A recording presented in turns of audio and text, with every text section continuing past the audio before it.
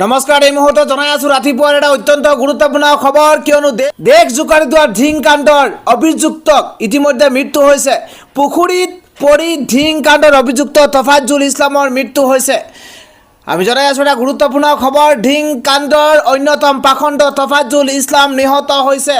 আৰক্ষীৰ তদন্তৰ সময়তে পানীত জঁপিয়াই পলায়ন কৰাৰ চেষ্টা কৰিছিল তফাজ্জুলে, আৰু তাৰ পিছতেই পুখুৰীত পৰি জাপ মৰাৰ পিছতে অভিযুক্তটোৰ মৃত্যু হৈছে। খলিল সমাধি ঘটিছে বুলি আৰক্ষীয়ে জনাইছে। পুৱতি নিশা 4 বজাত সংঘটিত হৈছে এই ঘটনা। 2 ঘণ্টা উদ্ধাৰ অভিযান চলাই আৰক্ষীয়ে উদ্ধাৰ কৰিছে মৃতদেহটো।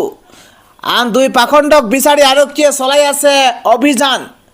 ধিং কাণ্ডৰ অন্যতম পাখণ্ড তফাজ্জুল ইছলামৰ মৃত্যু হৈছে আটাইতকৈ ডাঙৰ খবৰ, কিয়নো পুৱতি নিশা এনে কাণ্ড সংঘটিত হৈছে। 4 বজাতে এনে কাণ্ড সংঘটিত হৈছে, আৰু ধিং কাণ্ডৰ মূল অভিযুক্ত আছিল তফাজ্জুল, আৰু তফাজ্জুলক ইতিমধ্যে মৃত অৱস্থাত পোৱা গৈছে, কিয়নো পুখুৰীত জাপ মৰাৰ পিছতেই মৃত্যু হৈছে তফাজ্জুলৰ। জানিব পৰা মতে ঘটনাস্থলীত লৈ গৈছিল আৰক্ষীয়ে, আৰু ঘটনাস্থলীলৈ লৈ যোৱাৰ সময়তে হঠাৎ জাপ মাৰিছে তফাজ্জুলে, আৰু তাৰ পিছত জাপ মৰাৰ পিছতে পুখুৰীত পৰি খলিল সমাধি ঘটিছে তফাজ্জুলৰ। আৰক্ষীয়ে সন্দেহ প্ৰকাশ কৰিছে যে ইতিমধ্যে তফাজ্জুলৰ মৃত্যু হৈছে, আৰু তাৰ পিছতে প্ৰায় কেইবা ঘণ্টা